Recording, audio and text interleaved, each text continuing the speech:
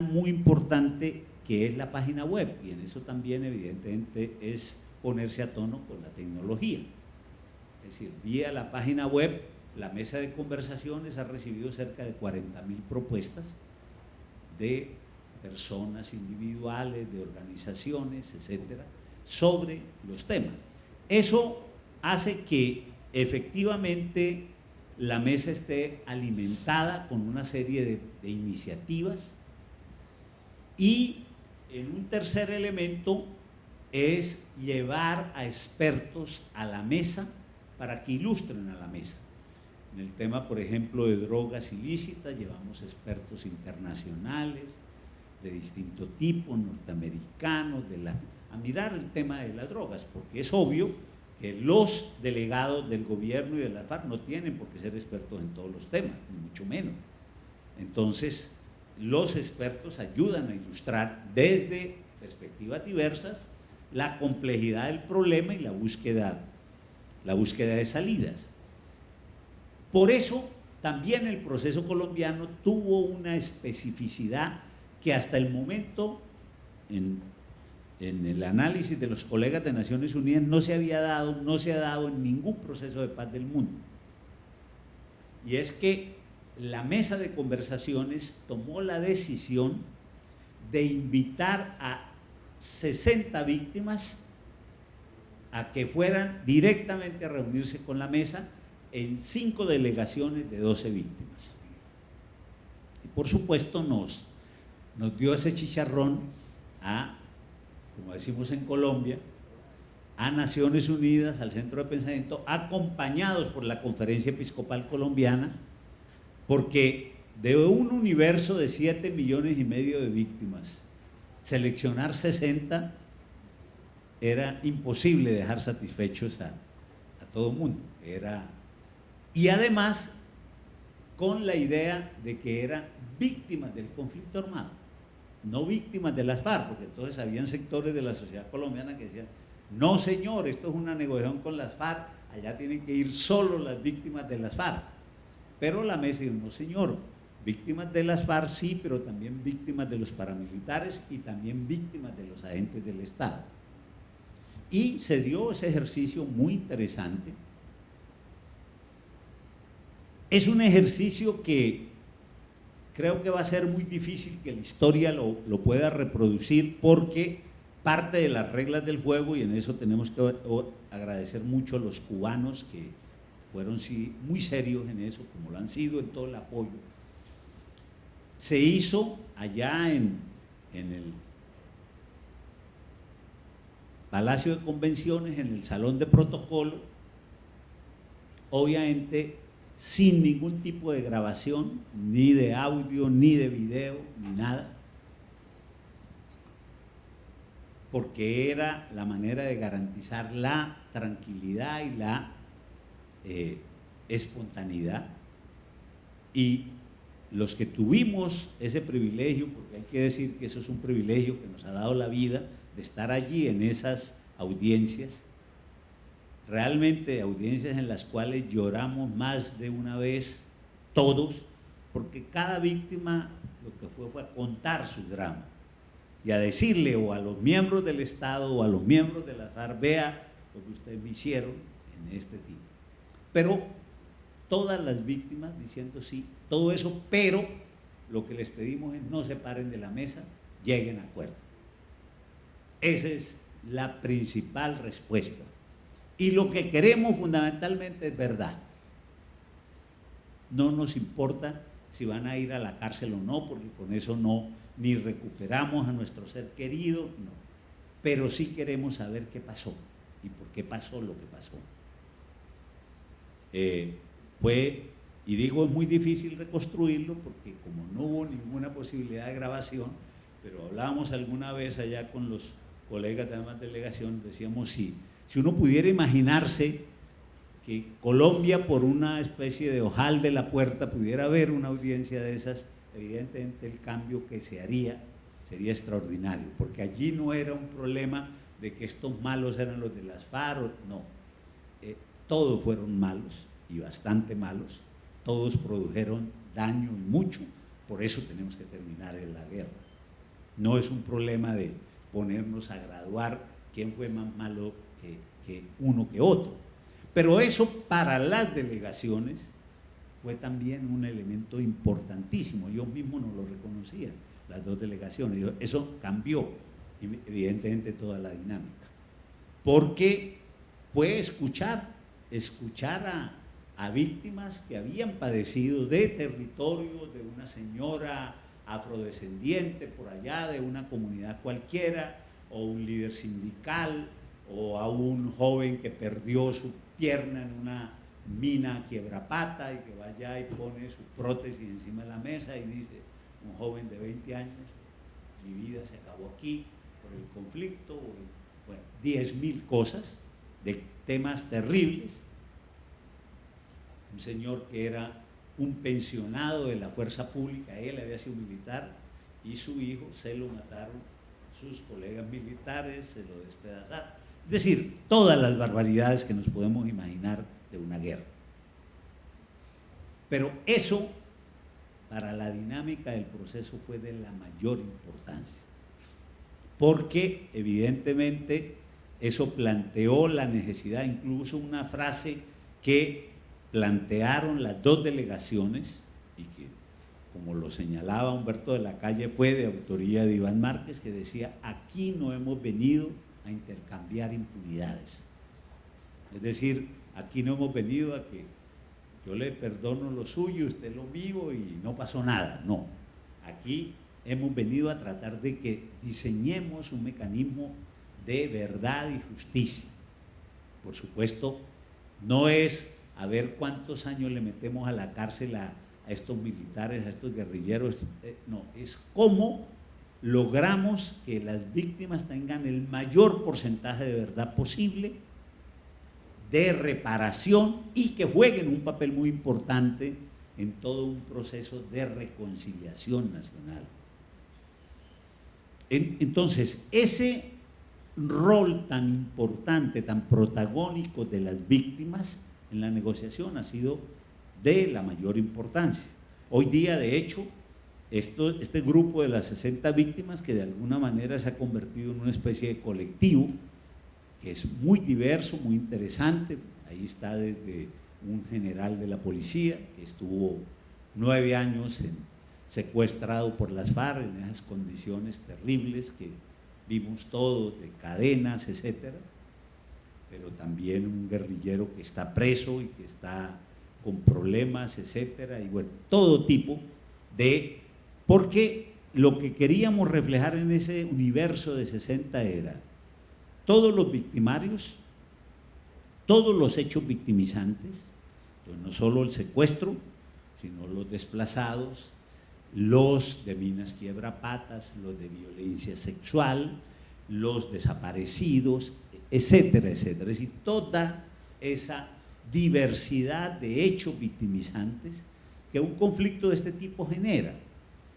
Y eso, sin embargo, yo creo que ha sido un factor y va a ser, me parece, un factor muy importante en todo este periodo de refrendación y posterior implementación de acuerdos por parte de la insurgencia.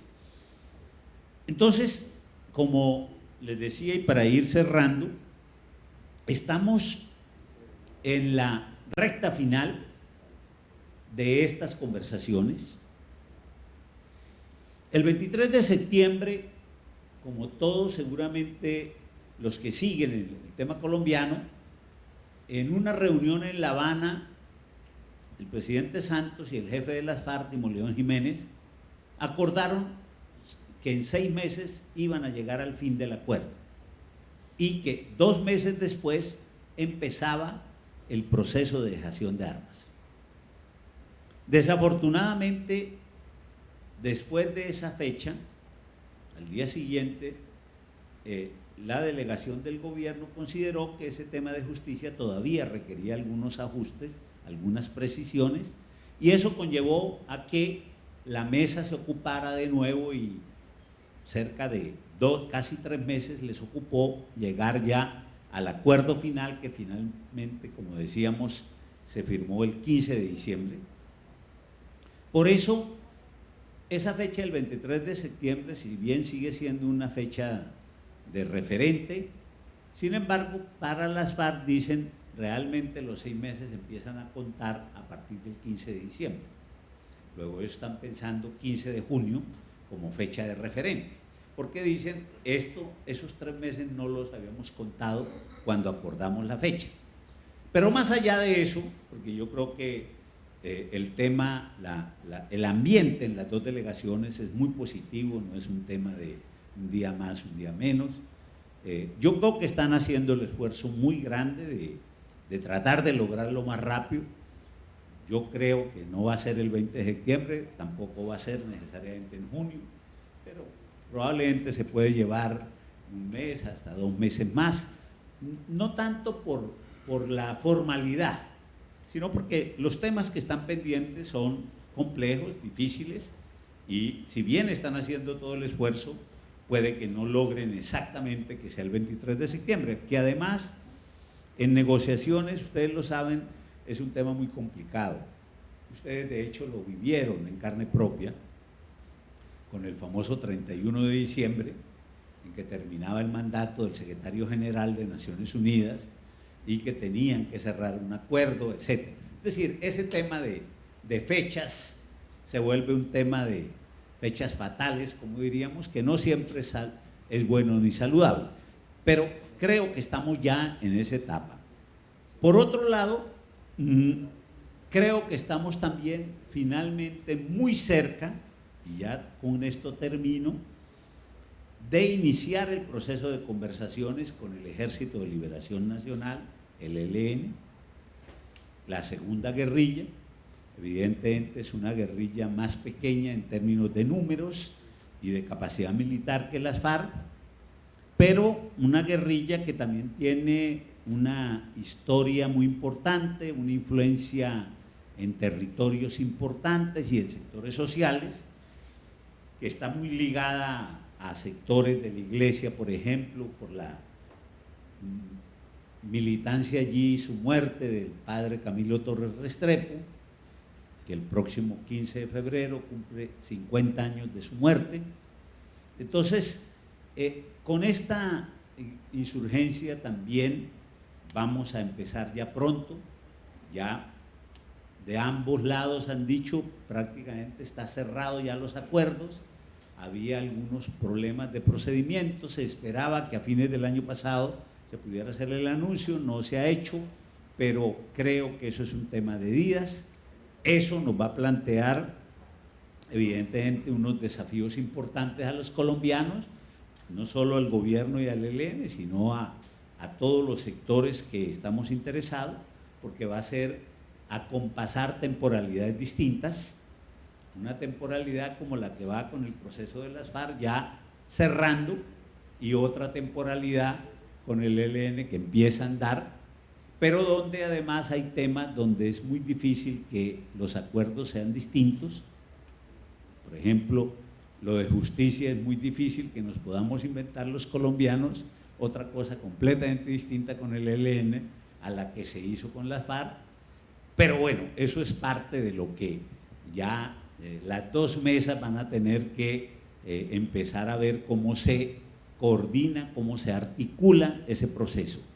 Pero estoy convencido y creo por la gran voluntad del presidente Santos y su gobierno y de la insurgencia de que al final de este mandato hemos cerrado los acuerdos con las dos insurgencias y hemos empezado ese otro gran desafío, que es el de la implementación de los acuerdos, o como llamamos en Colombia, el de construcción de paz. Es decir, empezar a ver de qué tamaño va a ser la paz que vamos a construir los colombianos. Y eso va a depender de la dinámica política, de la capacidad de las distintas fuerzas, etcétera, de qué tipo de respuestas somos capaces de dar a las distintas dinámicas sociales. Entonces, cierro diciéndoles que para Colombia, para nosotros los colombianos, no hay sino agradecimientos con el grupo de amigos del proceso de paz. Salvador hemos aprendido mucho de su experiencia y todavía tenemos más que aprender. Es muy útil, aunque sean realidades distintas. Aquí estamos hablando de un país pequeño frente a nosotros, un país de tamaño medio, pero con complejidades distintas, pero siempre hay elementos a aprender y sin duda vamos a necesitar el apoyo de toda la comunidad internacional. Ahora, yo personalmente he dicho siempre, porque algunos colegas y algunas personas en Colombia pueden estar diciendo, no, bueno, el posconflicto que lo pague la comunidad internacional. Yo, no, el posconflicto lo tenemos que pagar los colombianos. Así como pagamos la guerra vía impuestos, vamos a tener que pagar también la construcción de paz. Otra cosa es que esperamos que la comunidad internacional nos ayude, y sin duda creo que lo va a hacer, pero buena parte, la parte más importante de eso tiene que ser un esfuerzo que hagamos los colombianos para construir el país que todos queremos, un país donde cada vez sean menos los excluidos, donde cada vez haya mejores oportunidades para todos y donde fundamentalmente los niveles de violencia han disminuido. Afortunadamente ya hemos tenido un aperitivo de la paz con la tregua que las FARC ha hecho de manera unilateral hace 6 meses. En estos 6 meses, los indicadores de violencia asociados al conflicto han disminuido a niveles similares a 51 años atrás. Es decir, en la práctica es como que ya terminó el conflicto armado entre la fuerza pública y las FARC. Y eso nos muestra, no tanto para los que vivimos en Bogotá o en las ciudades, sino a los habitantes del mundo rural, lo que es el beneficio de terminar el conflicto, la zozobra de la muerte, y tenemos desafíos gigantescos como va a ser, por ejemplo, el desminado humanitario. Nosotros somos en este momento el segundo país del mundo después de Afganistán con minas sembradas. Eso va a ser una tarea por lo menos de 10 años. Ya la fuerza pública está preparando toda una brigada de desminadores. Ya tenemos 6 meses de una experiencia piloto en un municipio del departamento de Antioquia, donde un grupo del batallón de desminado, con el apoyo de guerrilleros de las FARC, de los frentes y de una ONG sueca, están en el desminado. Ahora empieza en una segunda fase en 6 municipios, en varios departamentos, pero vamos a tener que destinar una buena cantidad de la fuerza pública a eso, y mucho de lo que las FARC pueden contribuir también en esa dirección, con todas las dificultades, porque probablemente hay minas que las sembró un determinado jefe guerrillero que ya lo mataron y él era el que sabía, o simplemente la configuración del terreno hace que por razones naturales se desplazan. Entonces es un tema, para decir uno de los campos. Ahí también estamos tratando de ayudar las universidades.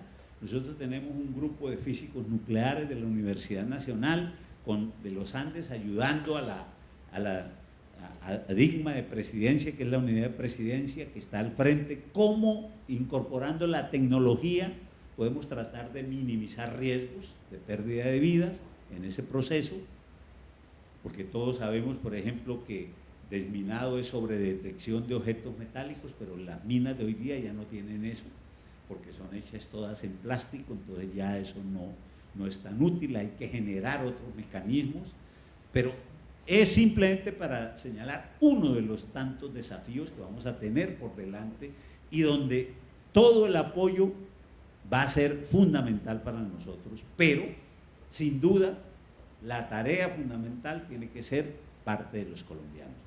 Muchas gracias.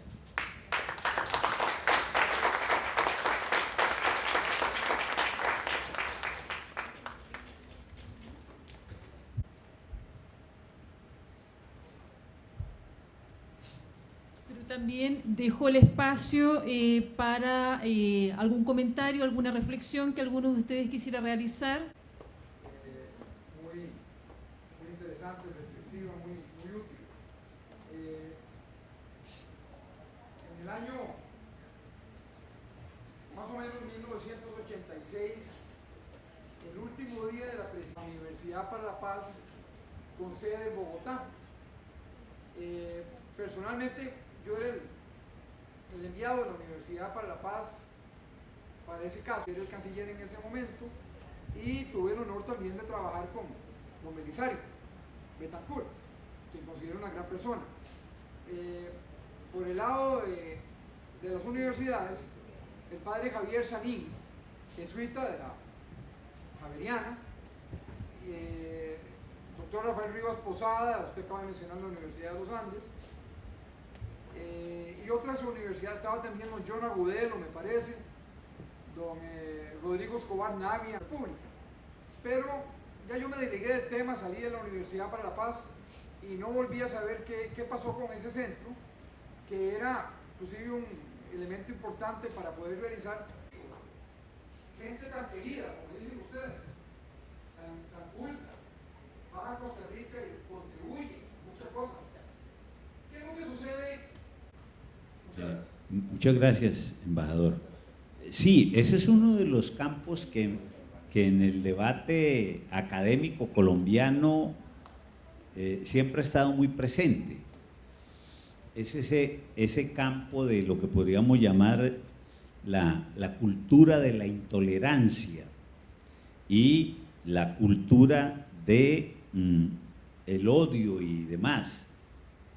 En Colombia, yo no sé si aquí pasa eso, pero en Colombia era muy común o ha sido muy común que usted, un pequeño accidente de tránsito, termine en una muerte, porque se bajan los conductores y ahí mismo van acudiendo a resolver eso por la vía violenta, el uno saca un cuchillo, una pistola y demás.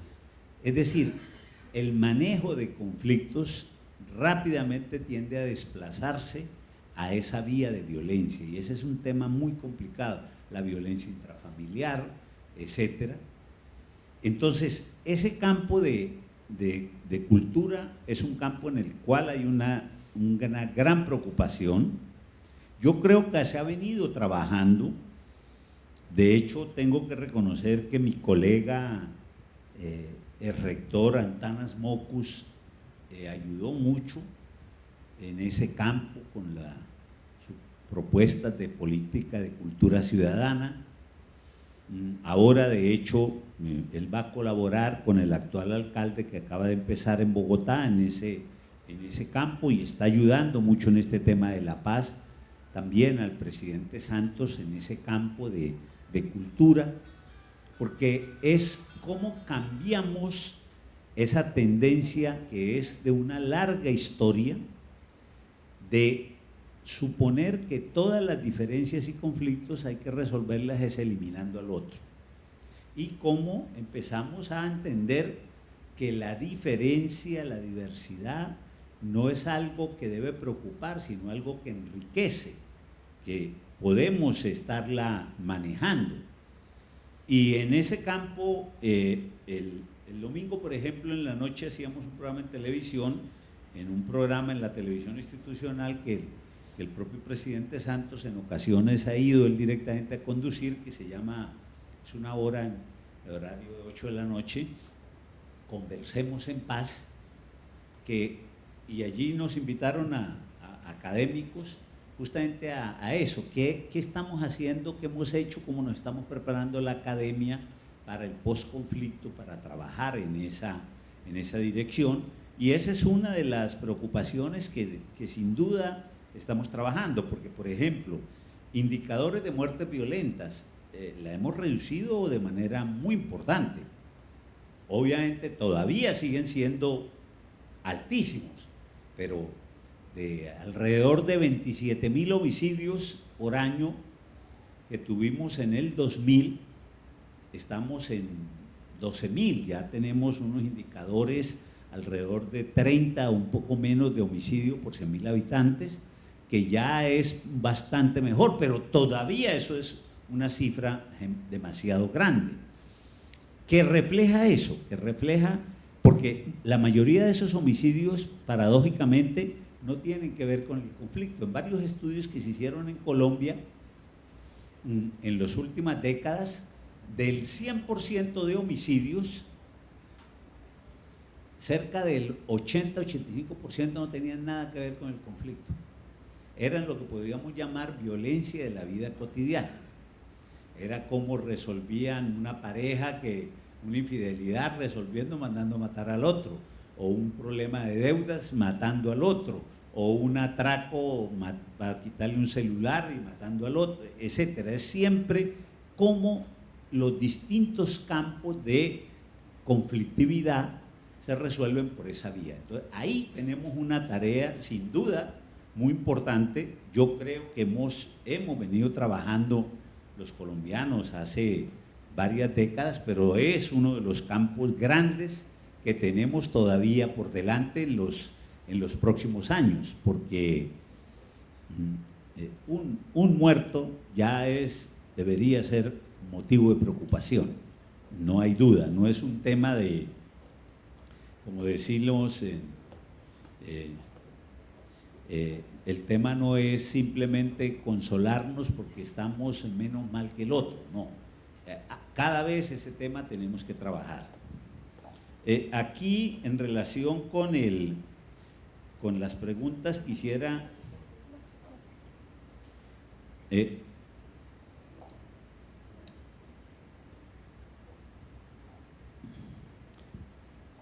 aquí hay una primera pregunta y quizás empiezo de la última. ¿Qué impidió que las FARC pudiera llegar a negociar a finales de los 90, cuando se daba una transición de los conflictos internos de países latinoamericanos que se habían alzado en armas y que motivó la continuidad de su lucha armada hasta estos días? Yo creo que a fines de los 90 las FARC había tenido unos éxitos militares y creo que estaban un poco, no sé si sea la mejor expresión, un poco ensimismados y creyendo que podían triunfar militarmente. Es decir, ellos llegan a las conversaciones del Caguán, del gobierno del presidente Pastrana, después de una seguidilla de golpes militares que le dan a la fuerza pública muy fuertes y donde introducen una innovación en la guerra que es la de capturar prisioneros. Hasta ese momento, los años 90, esa no había sido práctica ni de las FARC ni del ELN. A partir de allí empieza esa introducción. Entonces, cuando se da el proceso de conversaciones del Caguán, yo creo que teníamos una guerrilla de las FARC prepotente que creía que iba a triunfar, que podía triunfar, y casi que, yo diría, le hacía un favor al gobierno sentándose a negociar. Eso cambió fundamentalmente en el caso colombiano en los últimos 10, 15 años. Hubo un cambio del escenario estratégico militar